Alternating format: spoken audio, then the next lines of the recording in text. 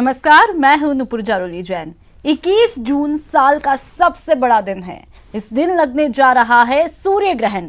Corona काल में ये सूर्य ग्रहण लगने जा रहा है। सूर्य ग्रहण को विज्ञान में खगोलीय घटना भी माना जाता है, लेकिन ज्योतिष शास्त्र में ग्रहण का बहुत बड़ा महत्व होता है। इस ग्रहण का असर विभिन्न राशियों पर अच्छे और बुरे परिणामों के रूप में दिखाई देता है। सूर्य ग्रहण में क्या सावधानियां रखनी है, इसका क्या प्रभाव होता है, सब जानेंगे। तो देखते हैं चूड़ामणि सूर्य ग्रहण।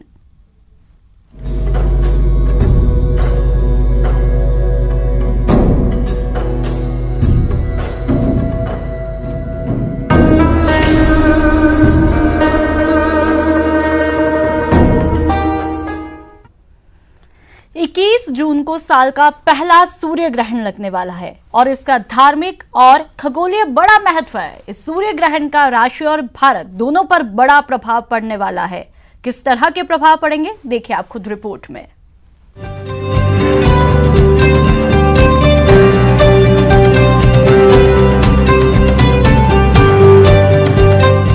पूरी दुनिया एक अद्भुत खगोलीय घटना की गवाह बनने जा रही है और वो खगोलीय घटना है सूर्य ग्रहण।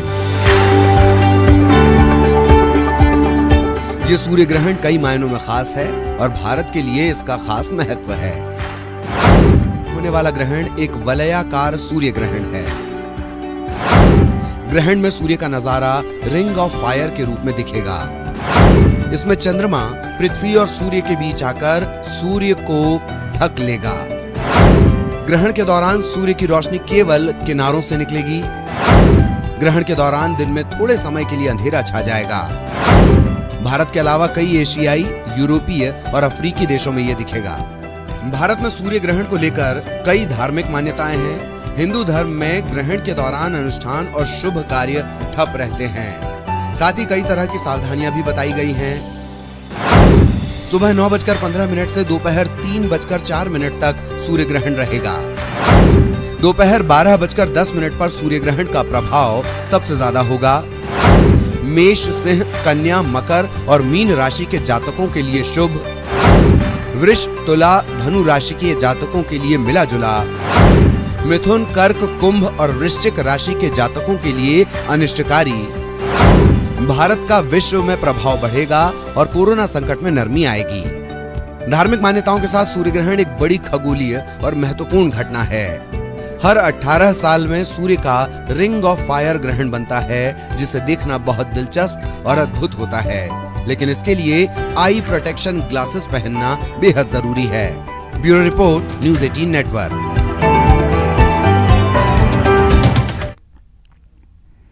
और चलिए, इस पर ज्यादा जानकारी के लिए हमारे साथ मेहमान जुड़े हैं पंडित मुकेश भारद्वाज, जो कि ज्योतिषी हैं। मुकेश जी, आपका बहुत बहुत स्वागत है न्यूज़ 18 पर।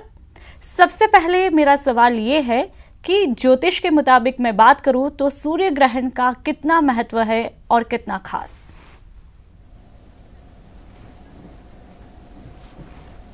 देखिए, बहुत ही खास महत्व सूर्य ग्रहण का रहता है। जीवन पर बहुत प्रभाव डालता है ये, क्योंकि जीवन जो है वो सूर्य से है। हम पृथ्वी पर जो भी जीवन है वो सूर्य की ऊर्जा से संचालित होता है, और जब सूर्य की ऊर्जा कहीं कम हो रही है तो उसकी जो रेडिएशन है उससे जीवन बहुत प्रभावित होता है। और सामान्य से लेकर के असामान्य सारी गतिविधियों के लिए हम तो ज्योतिषाचार्य सूर्य को जिम्मेदार मानते हैं। कुंडली के अंदर अगर सूर्य को कहीं परेशानी है, सूर्य ग्रहण है और ग्रहण के अंदर जन्म है या ग्रहण से होने वाले जो बदलाव हैं, उन सभी के लिए सूर्य को बहुत महत्वपूर्ण स्थान देते हैं। जब कभी भी ग्रहण आते हैं तो उनसे आने वाले अगले 6 महीने या 3 महीने जो अगले ग्रहण से पहले तक की स्थितियां, हम ये मानते हैं कि बहुत महत्वपूर्ण हो जाती हैं और सारे बदलाव इसी से आते हैं। कभी ये आर्थिक जिस भी राशि में होता है उस राशि के अनुसार अगले बदलाव इससे प्रभावित होते हैं। जी, इस बार के सूर्य ग्रहण की मैं बात करूं तो इस बार का सूर्य ग्रहण जो है वो किस तरह का बदलाव लाने वाला है समूचे भारत पर? बिल्कुल, आप देखिए कि अगर इस बार वाले सूर्य ग्रहण की अपन बात करें तो ये बहुत महत्वपूर्ण हो जाएगा अर्थ के लिए, क्योंकि पिछला जो सूर्य ग्रहण था वो धनु राशि के अंदर था, तो बृहस्पति से संबंधित प्रभाव उसने दिए थे।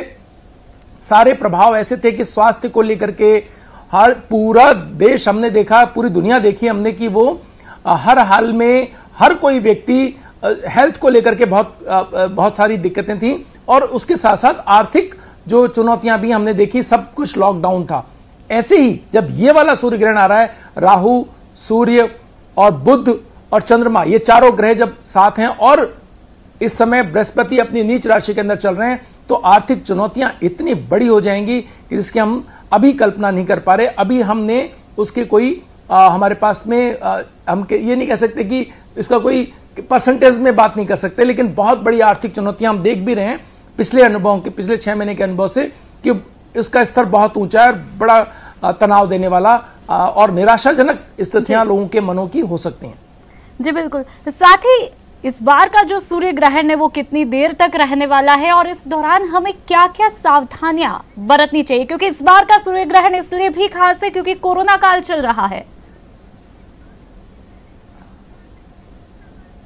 बिल्कुल, ये लगभग 6 घंटे का इसका समय रहेगा। आप समझ के चलें कि 9:15 से शुरू हो रहा है और लगभग 3:04 तक की इसकी समय अवधि भारत में हम देख रहे हैं। तो 6 घंटे का ये समय अवधि है। और इसमें आपका सवाल है कि क्या नहीं करना चाहिए, तो अब ज्योतिषाचार्यों की आप माने तो सूर्य ग्रहण में बाहर नहीं निकलना चाहिए। और सबसे नहीं करने वाली चीजें ये हैं कि अगर कोई आप ऐसे काम कर रहे हैं जिसके अंदर बहुत ही परफेक्शन चाहिए, यानी कि कोई ब्लेड आपके हाथ में है या कोई कटिंग या कोई सर्जरी से जुड़े हुए कार्य, डॉक्टर अगर कोई आपको स्वास्थ्य में अगर जरूरी है तो वो आपको करना है तो उसके लिए आपको करना चाहिए। अगर आप प्रेग्नेंट हैं तो आपको बाहर नहीं निकलना चाहिए महिला होने के नाते। छोटे बच्चों को सीधे तौर पर इसे नहीं देखना चाहिए, आंखों की दृष्टि के लिए सीधे ही ये महत्वपूर्ण है। और बहुत सारी चीजें हैं जिनको लेकर के हम ये कह सकते हैं कि हमें मुख्यतया इसके सारे वर्जनाओं जो हम कहते हैं कि ये जो काल है, ग्रहण का काल है, इसके अंदर मुख्यतया हमें बाहर नहीं होना है ग्रहण के, और नंगी आंखों से तो बिल्कुल नहीं देखना।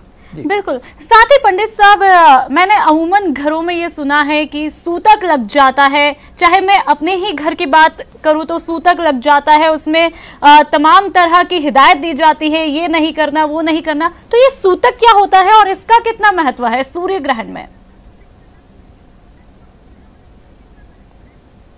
देखिए, सूतक का अर्थ यह है कि जो सूर्य की जो ऑरा है उसके अंदर प्रवेश, यानी कि जब हम ये देखते हैं 12 घंटे पहले ये लग जाता है।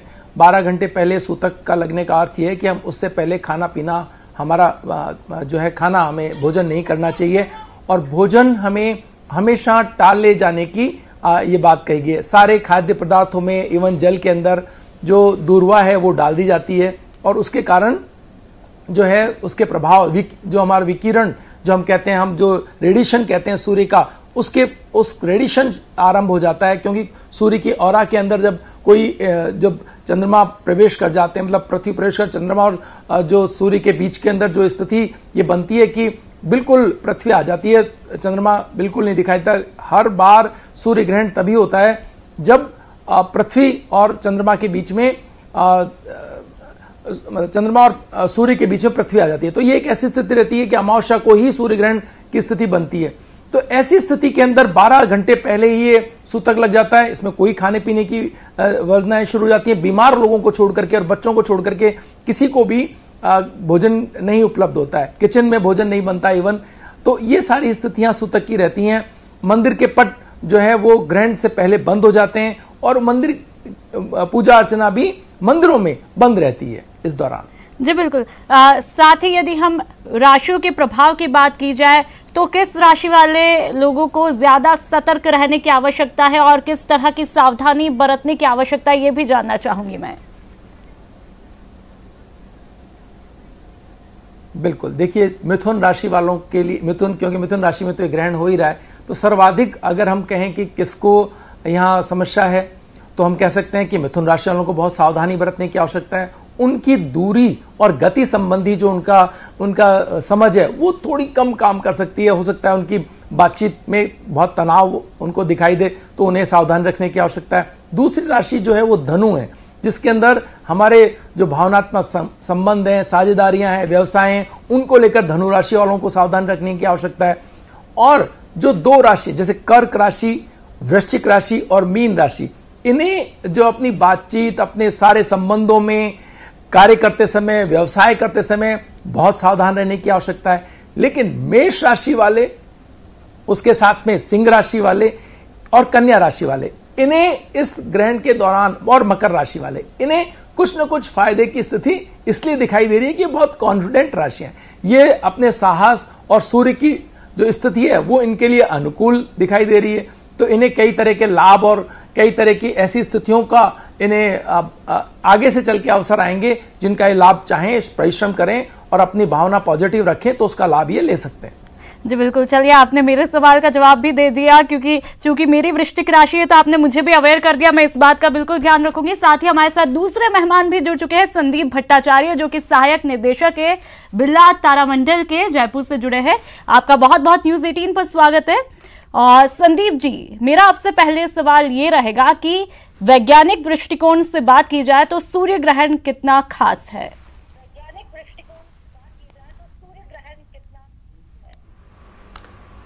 मेरे हिसाब से सूर्य ग्रहण प्रकृति के धूप छांव की खेल है, बहुत ही एक आम घटना है, लेकिन दिखता कम है धरती पर रहते हुए, क्योंकि हम धरती पर बंधे हुए हैं, इसीलिए हमें ये ज़्यादातर दिखता नहीं है। लेकिन फिर भी हमें ऐसे 2 साल में 2 बार तो ऐसा कोई मौका मिल ही जाता है। अगर आप ग्लोब ट्रॉटर हैं तो आप धरती पर रहते हुए भी साल में 2 सूर्य ग्रहण देख सकते हैं। उसी में से एक सूर्य ग्रहण, पहला सूर्य ग्रहण हमें दिखाई देने वाला है अगले साल कल। और इसके साथ साथ इम्पोर्टेंस इसका ये होगा कि ये समर सोल्स्टाइस के दिन होगा, मतलब दक्षिणायन के दिन, इसके बाद ही सूर्य दक्षिणायन में चले जाएगा। तो ये उसके साथ जुड़ा हुआ है, घटना उसके साथ जुड़ा हुआ है। और सेकंड जो इम्पोर्टेंट थिंग है कि ये ग्रहण हो रहा है एकदम मिड नून पर, मतलब दिन के मध्य भाग में हो रहा है। दिस इज ऑल्सो एक अनोखी कड़ी है इसमें से। अदरवाइज मैं इसको एक प्रकृति के आम धूप छांव के खेल घटना के हिसाब से देखता हूँ। जी, साथ ही 6 घंटे तक सूर्य की किरणें जो हैं धरती पर नहीं पहुंचेगी, तो इसका कितना इफेक्ट देखने को मिल सकता है विज्ञान की नजर से? शायद हमें इसमें समझने में थोड़ा सा कमी है, क्योंकि 6 घंटे तक नहीं, ये करीब 3-सवा 3 घंटे की बात है। जयपुर से बताएं तो करीब 10 बजकर कुछ मिनट पर ये शुरू होगा और ख़त्म होगा करीब 1:45 बजे के आसपास। और इसका ग्रेटेस्ट फेज होगा करीब 12 बजे के आसपास, 11:56 पर। तो मेरे ख्याल से अगर सबसे ज़्यादा अगर ग्रेटेस्ट छाँव की अगर बात करें, सबसे ज़्यादा ढका हुआ हिस्से की बात करें, वो करीब 1 घंटे से ज़्यादा नहीं होगा। और उस हिसाब से मुझे लगता नहीं है प्रकृति के ऊपर, आम चीज़ों के ऊपर इसका कोई असर पड़ सकता है। जी जी, चलिए हमारे साथ दूसरे मेहमान भी लगातार बने हुए। मुकेश जी, कोरोना काल चल रहा है, ऐसे में क्या सूर्य ग्रहण का कोरोना से कनेक्शन रहने वाला है? क्या केसेस में वृद्धि होगी, कमी होगी, किस तरह का कनेक्शन रह सकता है?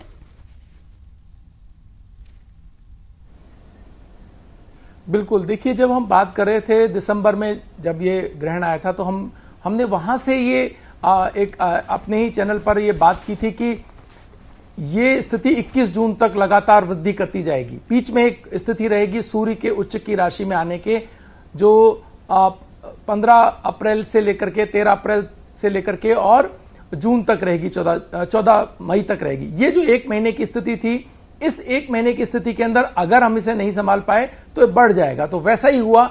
हमने देखा कि 13 अप्रैल से लेकर के और 14 मई तक की स्थिति काफी चीजें आई जिनमें बड़ी रोकने की कोशिशें हुई और एक पूरा प्रशासन, पूरा सिस्टम लगा दोनों तरफ से, जो जिनको इसमें बाधाएं डालनी थी वो भी और जो इसमें सहयोग कर सकते थे वो भी। लेकिन हुआ वही जो 21 जून तक हम देख रहे हैं कि लगभग 4 लाख जो है पेशेंट हमारे सामने। मुझे बहुत इस बात को, मतलब यहाँ आकलन करते हुए एक तरह से डर महसूस कर रहा हूं मैं कि अगर ये जो ग्रहण है, इसके अगर स्वरूप बदल के कोरोना का अगर ये जो प्रभाव बढ़ा, जिसकी संभावना दिखाई दे रही है, तो फिर ये बहुत बड़े स्तर तक जा सकता है। एक्चुअल में एक और 5 जुलाई को एक छोटा छाया उप छाया ग्रहण भी आ रहा है जो चंद्र ग्रहण होगा। 5 जुलाई तक हमें स्थिति पर आकलन करना होगा, वहां जाके हम ये निश्चित तौर पे कह सकते हैं कि 21 तारीख वाले जो ग्रहण है इसका प्रभाव पॉजिटिव हुआ है या नेगेटिव, मतलब कोरोना पे इफेक्ट इसका अगर नेगेटिव हुआ है तो हम कल्पना नहीं कर सकते कि कैसी स्थिति हमारे सामने खड़ी है। लेकिन अगर ये पॉजिटिव जो हमने, अगर यहाँ हम ज्योतिषाचार्य तो बहुत धर्म कर्म पे बिलीव करते हैं, तो कितना हमने नियमों की पालना की है, कितने पुण्य कार्य किए हैं, कितने हमने मानवीयता को दर्शाया है इस कोरोना काल के अंदर, इस बात से यहां निर्णय होगा 21 तारीख से लेकर के 5 तारीख तक के बीच में कि हमारी स्थिति क्या रहने वाली है 5 जुलाई के बाद। जी, साथ ही एक और मेरा सवाल ये रहेगा, क्या दान पुण्य का भी इस दिन महत्व रहता है तो क्या कुछ करना चाहिए? बहुत महत्वपूर्ण ये सवाल है और इसका बहुत महत्व रहता है। हमारे स्वास्थ्य के लिए अपने वजन का 10वांश गेहूं और उसका 10वांश गुड़ अगर हम दान करते हैं तो हमारे हेल्थ की जो प्रॉब्लम्स हैं उनको हम कम करने में निश्चय ही ईश्वर हमारी मदद करेंगे, हमें आशीर्वाद प्रदान करें। इस तरह की व्यवस्था ज्योतिष के अंदर कही गई है। इसके साथ ही अगर हम चाहें तो हमारे धन धान्य के लिए, मतलब हमारे व्यवसायगत ऊंचाइयों के लिए हम मक्का का दान कर सकते हैं, क्योंकि अभी बृहस्पति जो है वो ऐसी स्थिति के अंदर है, अपनी नीच राशि के अंदर है। मक्का अगर कबूतरों के पक्षियों के लिए अगर हम दान करते हैं तो ये हमारे अर्थव्यवस्था को सुदृढ़ करने में बहुत बड़ा रोल निभा सकती है। तो ये 2 दान अगर हम करते हैं तो ये बहुत महत्वपूर्ण रहेगा। इस बीच हम चाहें तो जी बिल्कुल, तो इस दिन दान पुण्य का खासा महत्व भी बना रहता है। चलिए, संदीप जी हमारे साथ लगातार बने हुए। संदीप जी, क्या हमें सूर्य ग्रहण देखना चाहिए? हाँ तो किन उपकरणों की मदद से?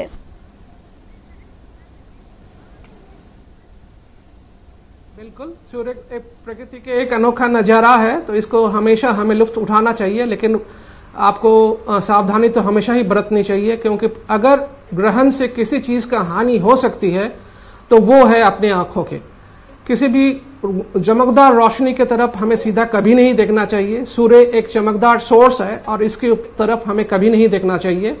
और कुछ जब तक अगर आपके आंखों में गॉगल्स ना हो, खासतौर से इक्लिप्स गॉगल्स ना हो जो सूर्य की रोशनी को उतना ही कम कर देती है, करीब 1,00,000 गुना कम कर देती है, और आपके पास इक्लिप्स गॉगल्स उपलब्ध नहीं है, तो मैं ये कह सकता हूं बहुत एक और सेफ मेथड ये है कि वेल्डेड ग्लास, जो लोग वेल्डिंग करते हैं वो उन लोगों ने ग्लास इस्तेमाल करते हैं, उसका 14 नंबर ग्लास किसी भी हार्डवेयर शॉप से आसानी से उपलब्ध है, और इसको इस्तेमाल करके आप इस अनोखे प्रकृति के नजारे का आप लुत्फ उठा सकते हैं। एक्सरे फिल्म का जरूर इस्तेमाल ना करें, कोई एक्सपोज्ड फिल्म का इस्तेमाल ना करें। ये ध्यान रखें कि आपके आंखों के रोशनी सूर्य की तरफ देखने से आपका हानि पहुंच सकता है, और इसके लिए कोई वेल्डर्स ग्लास या इक्लिप्स गॉगल्स बहुत ही जरूरी है। जी बिल्कुल, कुल मिला के खुली आंखों से इसे नहीं देखा जा सकता। और चलिए, मुकेश जी हमारे साथ में लगातार बने हुए। मुकेश जी, अभी जिस तरह के देश में हालात बने हुए, हम सीमा विवाद की बात कर ले, पड़ोसी देशों से हमारे रिश्तों की बात कर ले, तो इसका सूर्य ग्रहण को लेकर के किस तरह का इफेक्ट देखा जा सकता है? बहुत ही चुनौतीपूर्ण और बड़ा ही तनाव की स्थितियों को दर्शा रहा है। अगर हम हमारे देश और इससे देखें इसको, तो निश्चय ही बहुत सही निर्णय करने पर ही हमारे शासन द्वारा हमारे जो इस समय शासन व्यवस्थाएं वो जितनी बेहतर होंगी, जितनी अच्छी कूटनीति का इस्तेमाल किया जाएगा, तो ही कुछ इसमें अंतर डाल पाए तो बात अलग है। अदरवाइज स्थितियां बहुत विकट हैं, क्योंकि राहु और सूर्य का साथ होने का मतलब ही होता है कि कहीं न कहीं हमारी जो शासन व्यवस्था और जो पार्टी जो भी इस समय रूलिंग है उसको कहीं ना कहीं बहुत सारी चुनौतियों का सामना करना पड़ सकता है। और कितने उसमें वो सफल होंगे, ये उनकी जो स्थिरचित्त से लिए गए, कूटनीति से लिए गए निर्णयों के, उसमें कोई इसमें डरने की बात नहीं। कोई अगर कोई चीजें ऐसी हैं जिनमें पीछे हटना पड़े और बाद में सही समय आने पर उनमें सही निर्णय लेके आगे बढ़ना पड़े, तो भी कोई चिंता नहीं करनी चाहिए। यहां जो ग्रहण की स्थितियां हैं वो बहुत बड़ी चुनौतियां बहुत बड़े आकार में हमारे सामने हो सकती हैं, और कोई बड़ी बात नहीं है। एक झड़प तो हम देख ही चुके हैं, ये और भी इससे भी ज्यादा बड़ी चीजों के रूप में परिवर्तित हो जाएं 5 जुलाई तक, तो हमें कोई आश्चर्य नहीं करना चाहिए। ग्रह स्थिति तो इसके लिए बिल्कुल जो है इसी तरफ इशारा कर रही है। जी बिल्कुल। चलिए, हमारे साथ में तो हमें संदीप बहुत जी समझ करके काम करने की आवश्यकता है जी। और संदीप जी भी हमारे साथ में लगातार बने हुए। संदीप जी, मेरा एक अपना पर्सनल क्वेश्चन है कि मैं बहुत इंटरेस्टेड हूँ ये जानने में कि सूर्य ग्रहण दिखता कैसा है, किस तरह से वो दिखाई देगा, उसका रूप आकार किस तरह से रहने वाला है?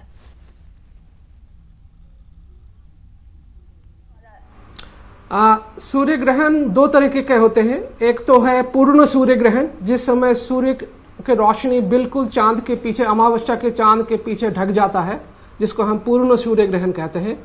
दूसरा सूर्य ग्रहण है जब चंद्रमा के आकार थोड़ा सा छोटा होता है और सूर्य को पूरी तरह ढक नहीं पाता है, उसके चारों तरफ के हिस्सा एक छल्ले के आकार में नजर आता है। हम इसको वलयाकार सूर्य ग्रहण या कंगनाकार सूर्य ग्रहण कहते हैं। एक चूड़ी की तरह सूर्य चांद के पीछे से छिपते हुए भी हमें नजर आने लगता है। इस समय पूरा अंधेरा नहीं होता है और कुछ रोशनी तभी भी रह जाता है। ये कंगन कभी चांद के आकार के ऊपर डिपेंड करता है, क्योंकि चांद पृथ्वी के तरफ चारों ओर एक अंडाकार कक्षापथ में घूमते रहता है, तो इसके आकार कभी छोटा और कभी बड़ा होता है। इसीलिए हम अक्सर सुपर मून के बारे में सुनते रहते हैं। जब सबसे बड़ा होता है तो हम आपको सुपर मून कहते हैं। लेकिन इस बार चंद्रमा जो है अपने औसत आकार में है और सूर्य भी अपने औसत आकार से थोड़ा सा बड़ा है, करीब 1.5% बड़ा है। इसकी वजह से चंद्रमा सूर्य को पूरी तरह ढक नहीं पाएगा और उसका करीब 1% हिस्सा, अगर आप घरसाना, सूरतगढ़, सिरसा, देहरादून, जोशीमठ इस इलाके पर रहे जहां पर चंद्रमा की जो छायापथ है, घनी छायापथ है, वो पृथ्वी के ऊपर से गुजरते हुए निकल जाएगा करीब 2,500 घंटे मील के किलोमीटर की रफ्तार से। तो आप इस जगह पर रहने से आप सूर्य को उस समय देख पाएंगे। एक चूड़ी के आकार में चंद्रमा के पीछे 99% हिस्सा उसका छिपा हुआ रहेगा और एक अनोखा नजारा आपको नजर में दिखेगा। बिल्कुल, तो बड़ा ही रोचक होगा ये देखना और मैं जरूर कोशिश करूंगी कि मैं भी इसे देख पाऊं। और चलिए, मुकेश जी हमारे साथ लगातार बने हुए। मुकेश जी, साथ ही सूर्य ग्रहण से पहले और बाद में क्या करना चाहिए? बिल्कुल, सूर्य ग्रहण से पहले की स्थिति तो ये है कि हमें ये जो भी मेष राशि वाले जैसे लोग हैं इनको, और जो मेष राशि वाले, सिंह राशि वाले, कन्या राशि वाले, इसके साथ ही मकर राशि वाले जो लोग हैं, इन लोगों को एक तैयारी करनी चाहिए कि अगर चाहें तो लक्ष्मी जी के लिए कोई अगर आप पूजा विधान रखते हैं यहां पर, तो ये बहुत बढ़िया उनके आर्थिक चीजों के लिए बेहतर हो सकता है। मिथुन राशि वाले और जो धनु राशि वाले लोग हैं, उन्हें मृत्युंजय मंत्र के जाप करने चाहिए। मृत्युंजय मंत्र के जाप करते हैं वो, तो उन्हें अपने स्वास्थ्य संबंधी समस्याओं से बहुत अच्छे तरीके से उनको ईश्वर का आशीर्वाद मिलेगा। अगर मीन राशि वाले, कर्क राशि वाले, वृश्चिक राशि वाले लोग हैं, उन्हें अपने भावनात्मक संतुलन के लिए अगर वो चाहें तो स्नान आदि पहले ही, ग्रहण से पहले करके, और एक हवन की तरफ बैठ सकते हैं और ओम गंगणपते नमः इस मंत्र का जाप करते हुए अगर वो बैठते हैं, अपनी जो चेतना को बिल्कुल स्थिर रख करके इस मंत्र का जाप करते हैं, तो उन्हें लगातार जो है आने वाले दिनों के अंदर एक तरह की भावनात्मक स्थिरता उनको प्राप्त होगी और डर और भय उनको नहीं लगेंगे, वो किसी प्रकार के दबाव को महसूस नहीं करेंगे। तो गणेश जी इसके लिए बहुत महत्वपूर्ण देवता माने जाते हैं कि आप अपने कार्यों को बहुत स्थिर चित्त होकर कर सकते हैं, आपको भय नहीं लगता है और आपको एक तरह की ब्लेस्ड आप महसूस करेंगे। तो ये राशियों वालों को गणेश जी की आराधना करनी चाहिए। बाकी सभी को अगर चाहें तो विष्णु के मंत्र से गोपाल सहस्त्र नाम कर सकते हैं, उसका पाठ कर सकते हैं आप। अगर चाहें तो